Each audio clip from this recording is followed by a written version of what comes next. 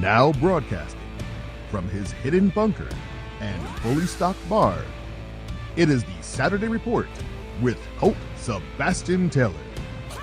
Thank you and welcome once again, my friends, to the Saturday Report with me, Colt Sebastian Taylor, adventurer, entrepreneur, and amateur crab slayer.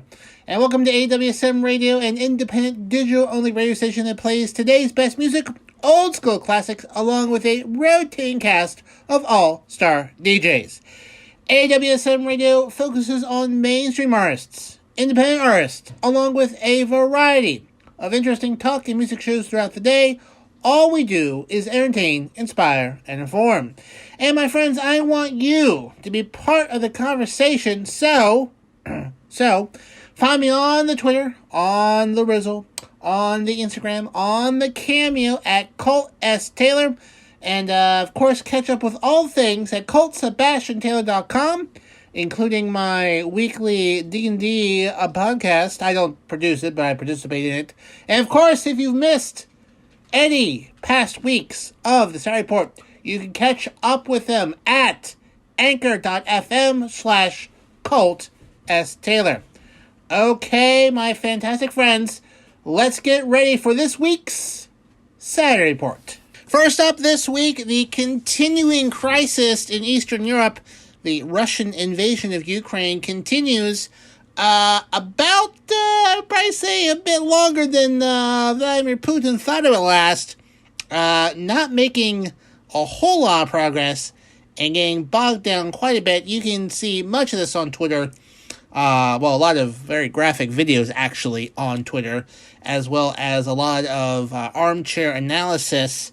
Again, it seems like the Russian bear may have been a bit of, might have papered a bit their capabilities from a conventional standpoint.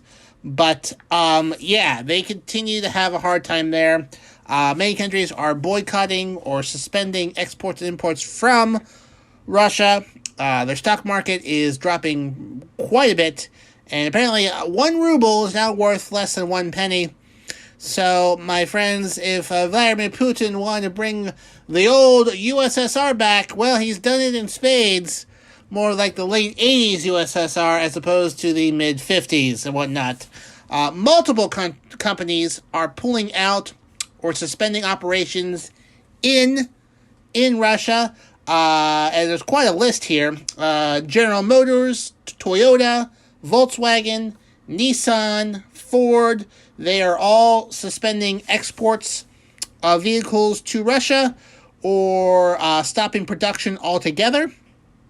In the aviation air front, Boeing and Airbus have stopped support to Russian airliners with their parts, maintenance, technical support for the planes that are operated there.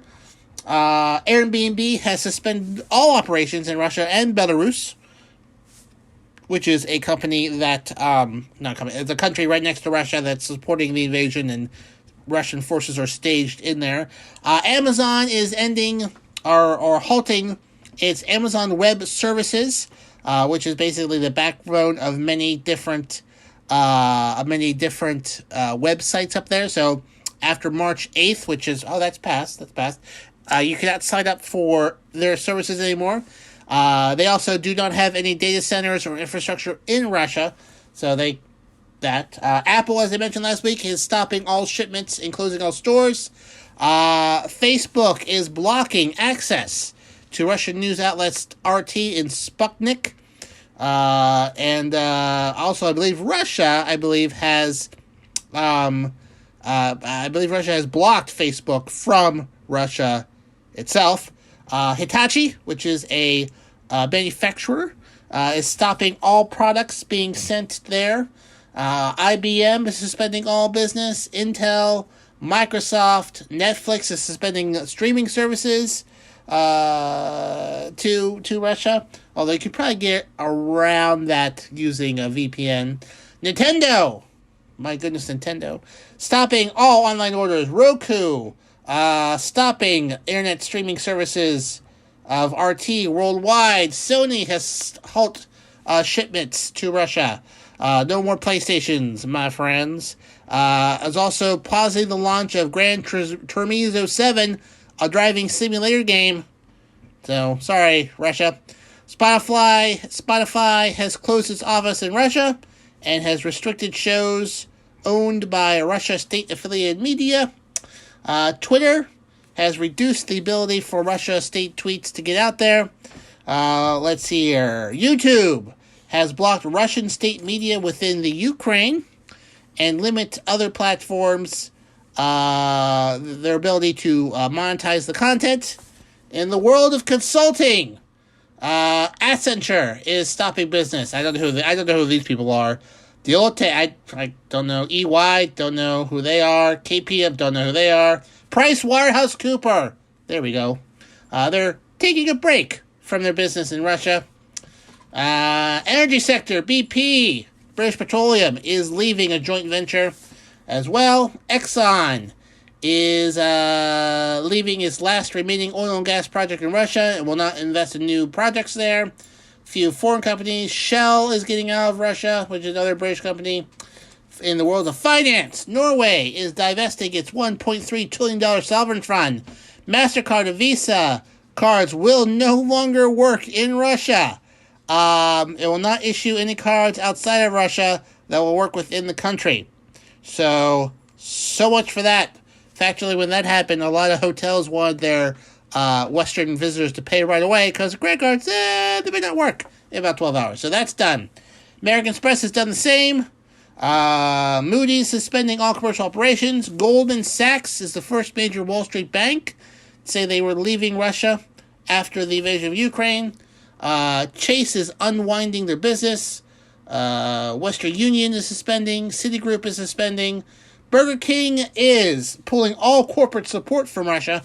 Burger Kings will remain open, but they're all independently owned and operated, so they can't really do anything there. They just won't get any more corporate materials from Burger King. McDonald's is temporarily closing all McDonald's in Russia. There's 800 of them. Coca-Cola, no Coca-Cola anymore.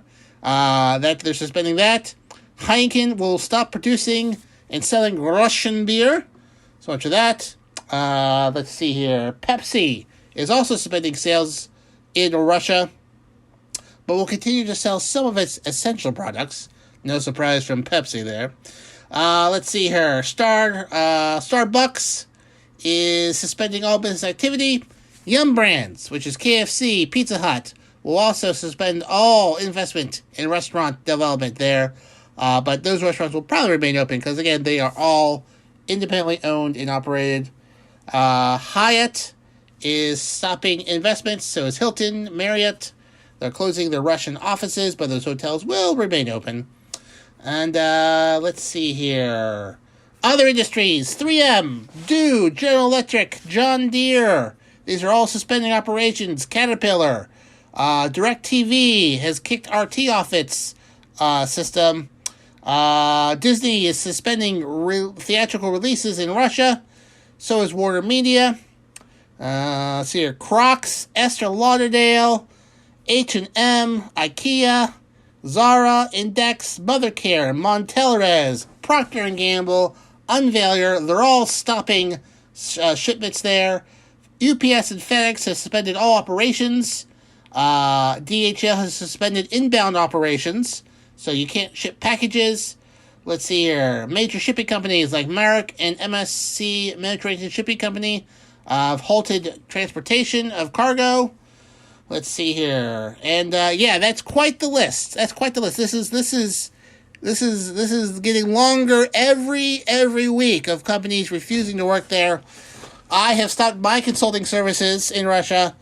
I don't have any clients, but if they were, I would not accept their rubles. No siree.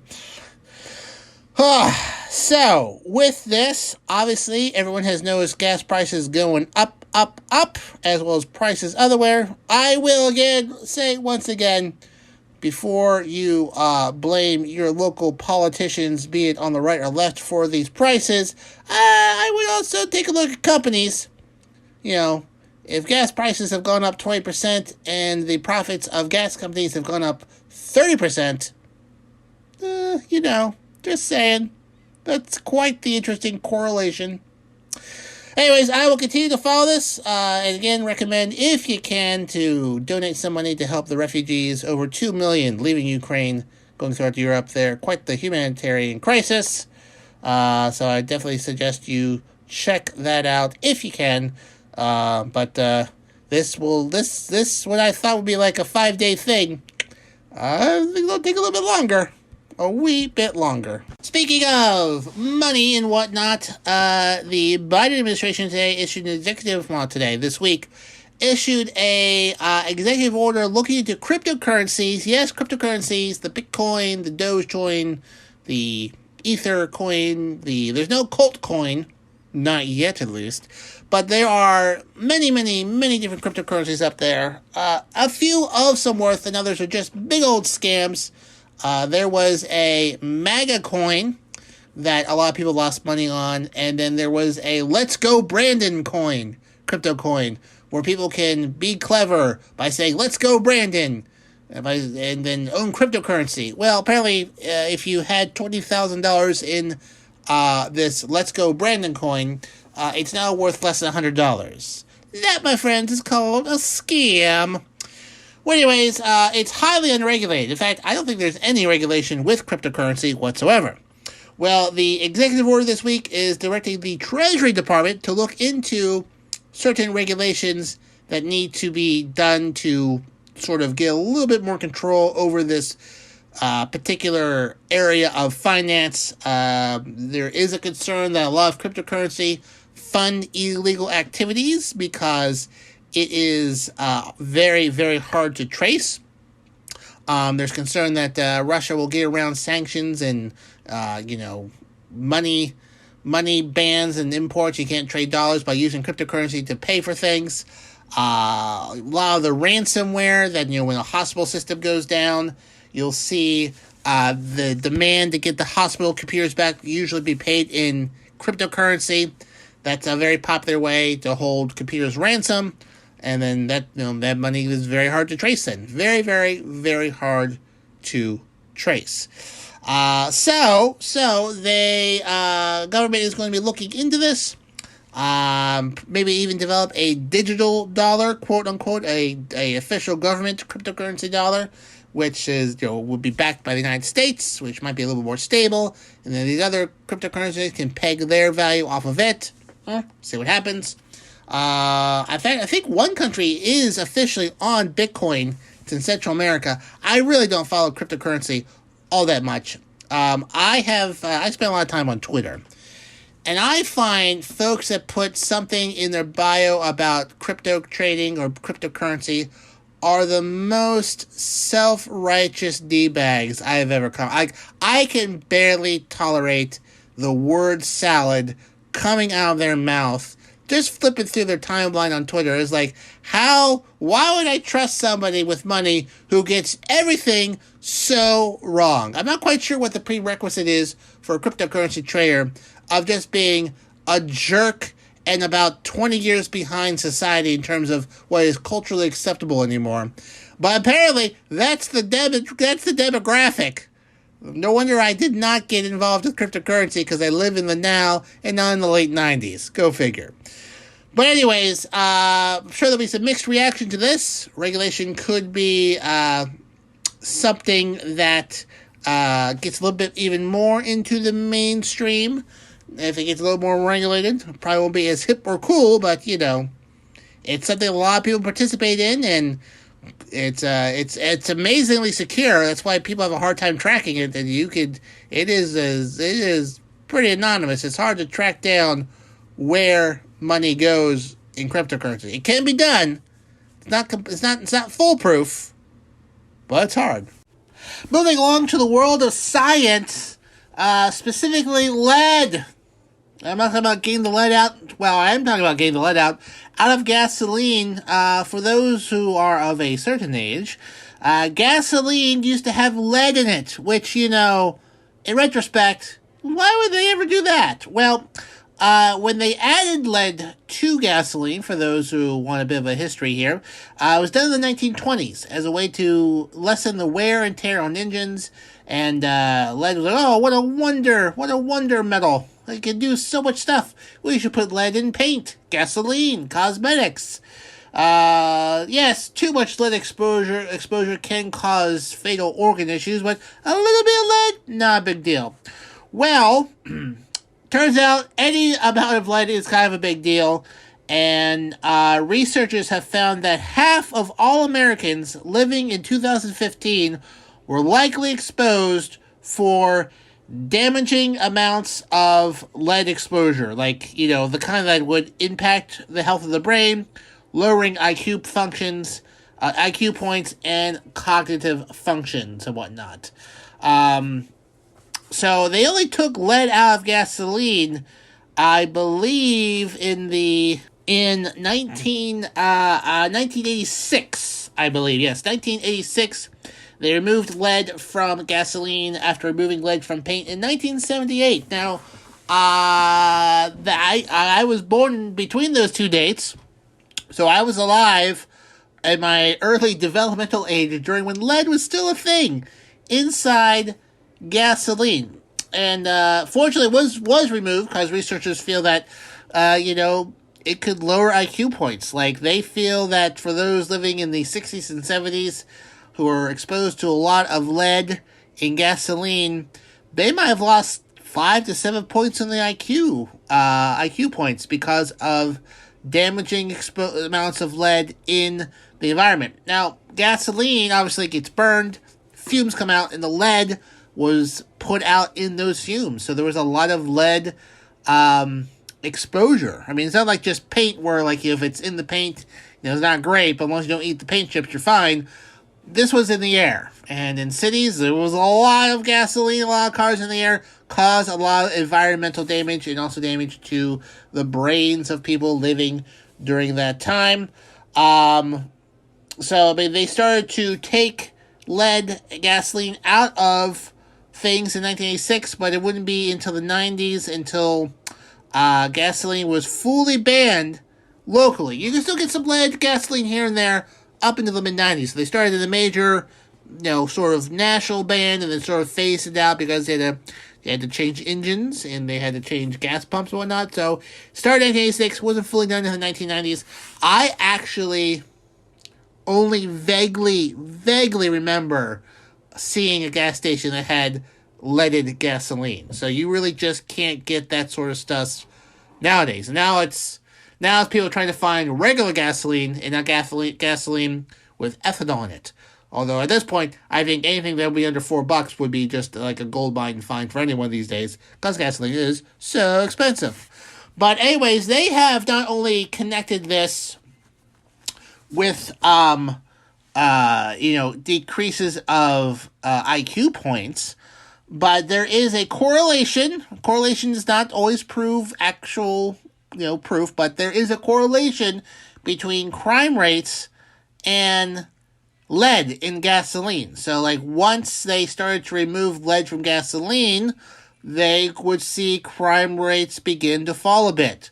When lead was really high in gasoline, crime rates started to go up because people were perhaps a bit effective cognitively by the lead exposure, which made them more predisposed to crime, so to speak.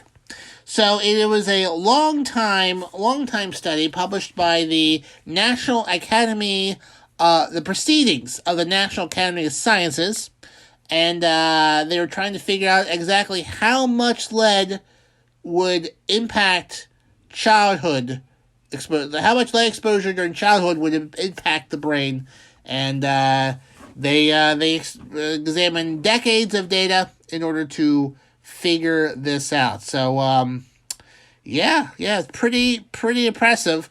They feel that they estimate the childhood lead exposure resulted in a collective drop of over 800 million IQ points, or about 3 for the average person. Like I said, worse during the mid to late 60s, and then sort of went up from there. According to a sociologist at Duke University, Michael McFarland, he said in the statement, "I frankly was shocked, and when I look at the numbers, I'm shocked even though I'm prepared for it." But there still are lead problems in the environment. I think we all know about the Flint water issues causing lead pipes. They were very, very popular lead pipes. Worldwide, they only banned leaded gasoline starting last year.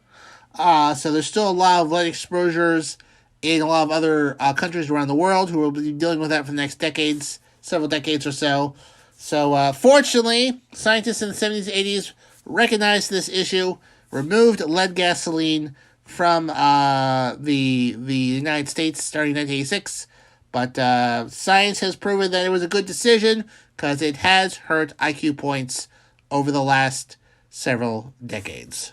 Speaking of research, scientists have also proven that there is one thing you can do to increase your musical IQ, and that's listen to my good friend DC. He has 3 shows here on AWSM Radio. I mean, I don't know how he does it. I could do 3 shows, but, I'm a little pricey. But he is, bang for your buck, the best. It is his shows here on AWSM Radio. He is our in-house DJ. First up, on Fridays at 9 p.m., you've got DC Live in Effect.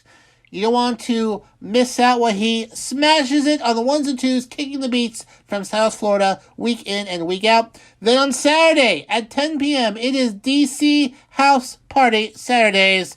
You can get all the vibes in Miami without having to leave your house or actually go to Florida.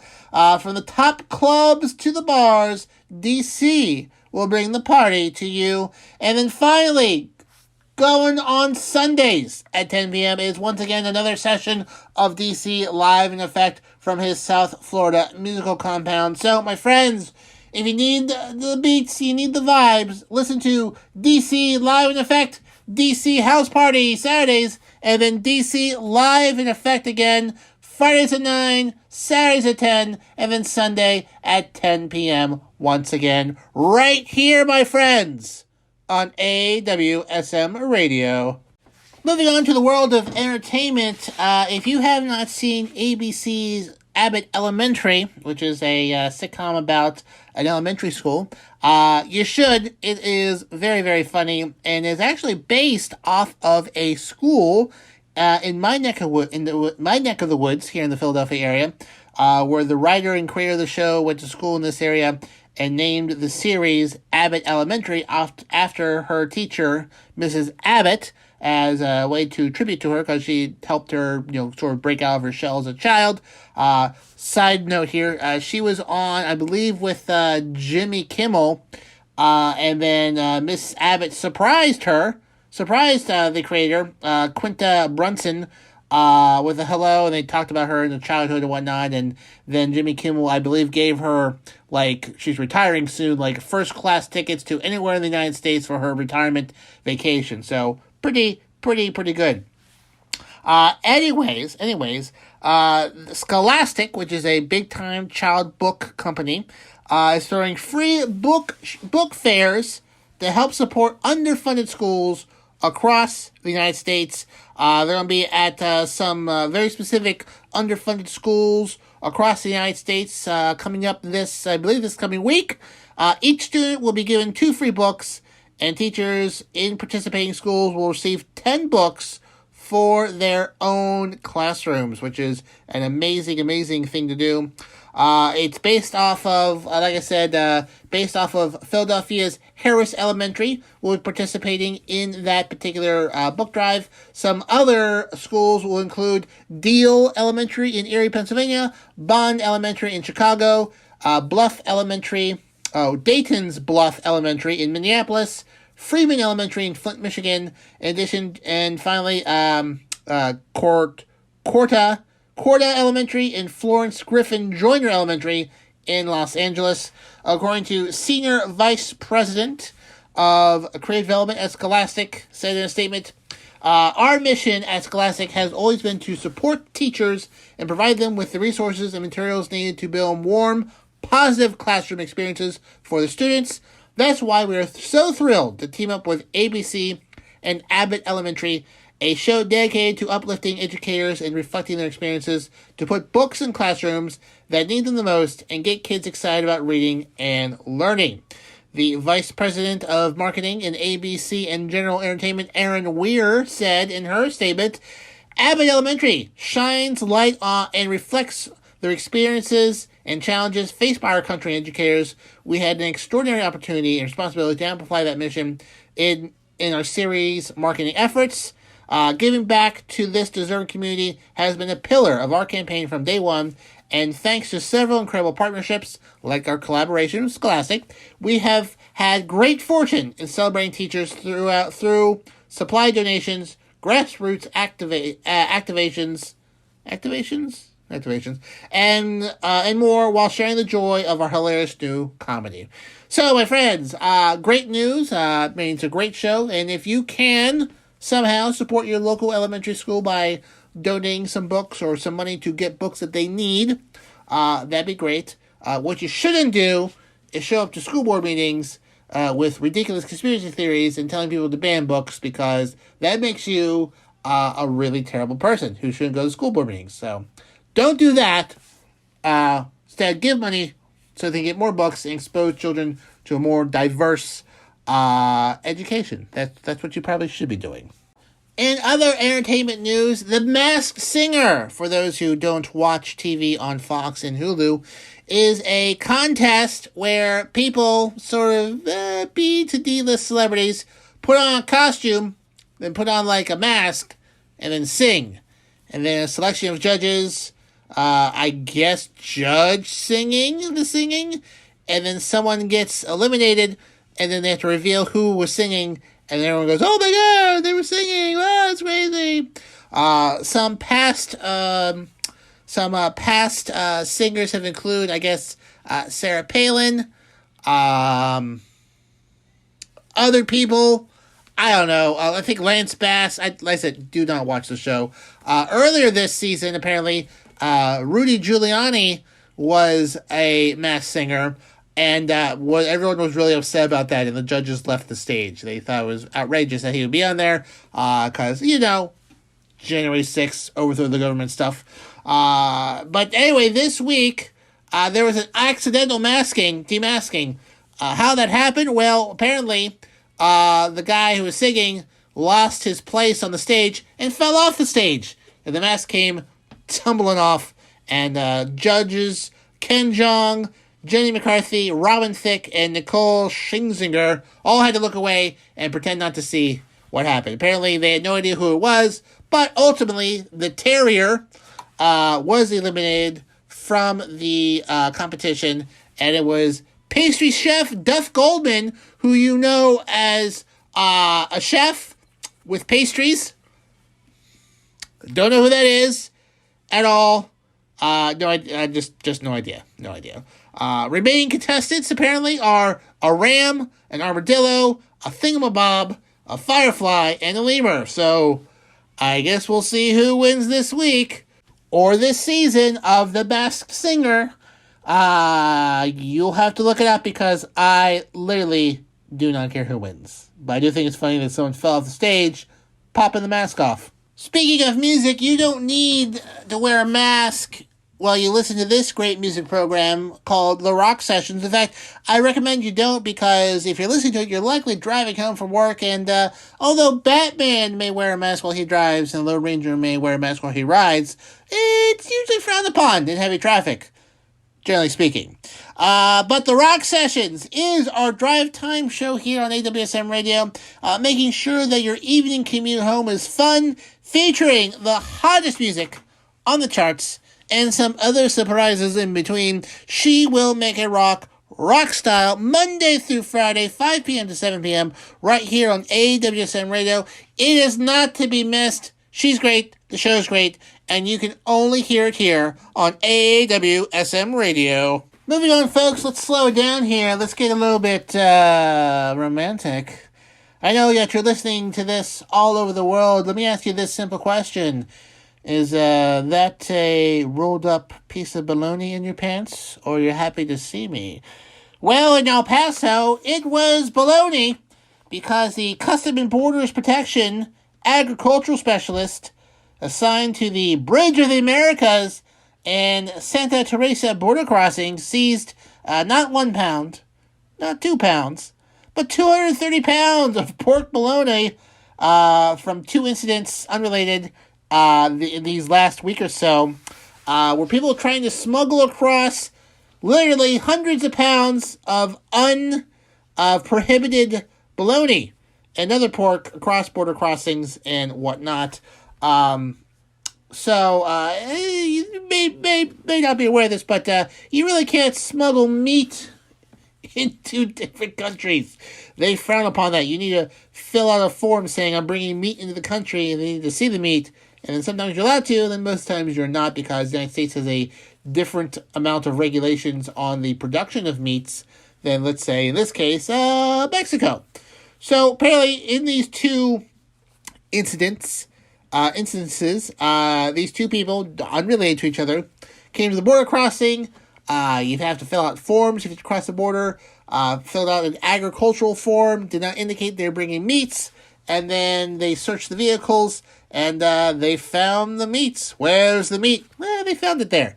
120 pounds in one, and then 130 or 100 pounds or 110 pounds elsewhere. Obviously, they received fines, and the bologna is going to be seized and destroyed as per USDA regulations and whatnot. Why? What's the big deal? Well, the Department of Agriculture and Department of Homeland Security work together to make sure that foreign pests and diseases are not introduced into the American food system or the agricultural system. So, just as a note there, folks, don't smuggle foods, especially meats or fruits, into different countries.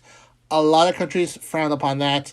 Fast food, like, cupcakes, you're usually fine, but nothing like that. No raw foods. They're pretty particular about that. So, so just be happy to see me. Don't try to smuggle meat into these here United States of America. Speaking of unfortunate border crossings, we now go to the Indian subcontinent with India and Pakistan. India and Pakistan, for those who are not hip on the international politics and geopolitical comings and goings, generally aren't considered to be the bestest of friends. There's a lot of animosity between Pakistan and India. They have fought 3 major wars in the 20th century and have an ongoing difference of opinion, so to speak, regarding several border areas between the 2 countries. Needless to say, tensions between the 2 countries are usually pretty high. They also both have nuclear weapons, so spoiler alert there. And you usually don't see a whole lot of cross-border interaction between the 2 countries, even during the best of times. They try to make things better, but there's usually a lot of tension between them. Well, needless to say, when one country accidentally shoots a rocket off into another country, there's some problems. This week, India, while doing some maintenance on one of their missiles, accidentally launched it into Pakistan. Just launched, had catastrophic failure, went in the air. It was apparently a supersonic missile traveling over the speed of sound and impacted in Pakistan, causing not a major explosion, but did put a crater in the ground. And Pakistan was basically, hey, what you doing, buddy? And India had to apologize for it. They said it was a deeply regrettable incident. They said on March 9th, in the course of routine maintenance, a technical malfunction led to the accidental firing of the missile, and a statement from the Indian Defense Ministry called the inadvertent missile launch deeply regrettable. as one would imagine. Pakistan, of course, took the opportunity to sort of lay it on to India, saying it was highly dangerous. Flew up into the air, could have hit any number of planes, causing lots and lots of danger before it impacted. They summoned the chargé d'affaires in Islamabad, which is sort of like, I think it's a notch below ambassadorship. I don't know if they have ambassadors in other countries. But anyways, it was a kind of a big deal. And obviously it was an accident. I believe there is a hotline between India and Pakistan, like there is between the United States and Russia, to avoid sort of these things spiraling out of control. So I'm sure they were immediately on the phones with each other saying, no, this is not an attack, this is an accident, something went off, we're trying to figure out what's going on. Obviously, there's only one launch, so if there were multiple launches, then we'd be talking about something else right here. But this was a big oops. Big oops. It said that I had landed in Pakistan near the city of Mian Chanu, and it had come from Sursa, a city in North India, not far from New Delhi. So, obviously, a lot of tensions in the world right now with Russia and Ukraine. Fortunately, this one, just an accident, and they will hopefully take this down a few notches. Fortunately, everything in place to prevent this from getting into a more serious incident worked. If this was during the 80s or 90s, it'd be hard to tell. But, unfortunate, illegal border crossing of a missile there in India and Pakistan. So hopefully to all my fans and listeners out there, accidents happen. And hopefully this will not happen again. But, boy, what a bad time to accidentally launch a missile, right? Moving on to the world of sports, friends, if you are a baseball fan like I am mildly kind of interested, the lockout is over, that's right. The baseball strike has ended. The Players Association has agreed to a contract with the owners, ending the 99-day lockout, the second longest outlook since, I believe, 94, 95, which was 232 days. So now the opening day is tentatively April 7th. Basically, they have 4 weeks to get their act together with spring training, put rosters together, and then start games. About 30% of players are overseas, so they need to get visas to come back to the United States to play. Shouldn't be too hard, although 1 or 2 people will probably have some issues. That usually happens, every year. They need to figure out COVID rules to make sure there's no COVID outbreaks. There is a Rule 5 draft they need to sort out, which for those who aren't in the know for that stuff, the Rule 5 draft rule is a mechanism that prevents teams from burying players in the minors indefinitely. After a certain number of years in the minors, the players must be put on a 40-man roster, and those who can't are selected to be into the Rule 5 draft. Now, there's one thing I do hope that you do, especially if you're a sports fan, is tune in on Wednesdays, because we have 2 sports shows on here that you just need to listen to. It's To the Rack with Mac, Wednesdays at 9 p.m. It's your go-to sport for all things basketball. You'll join NBA expert Mac Daddy as he brings you a full hour of high-flying hoops expertise. And then right after that, it's What's Going On. I'll tell you what's going on. What's Going On is our Fox Sports affiliate show, providing listeners with a combined 150 years of sports experience and knowledge, hosted by Nate Brown and his crew. They are a pillar of the sports radio community in Western New York, but now they are going national after 2 decades of experience. You do not want to miss What's Going On, Wednesdays at 10 p.m. So, just to recap here, okay, Wednesday night, 9 p.m., To the Rack with Mac, and then finally, Wednesdays at 10 p.m., What's Going On? 2 great sports shows you need to listen to right here on AWSM Radio. And that, my friends, is all the time we have for this week's Side Report with me, Colt Sebastian Taylor. Thank you so much for joining me here today. Remember, you can find me on the Twitter, on the Rizzle, on the Instagram, and on the Cameo at Colt S. Taylor. You can catch up on past shows at anchor.fm/Colt S. Taylor. And, of course, bookmark ColtSebastianTaylor.com. Until next time, my fantastic friends, I'm Colt Sebastian Taylor, and I'll see you later.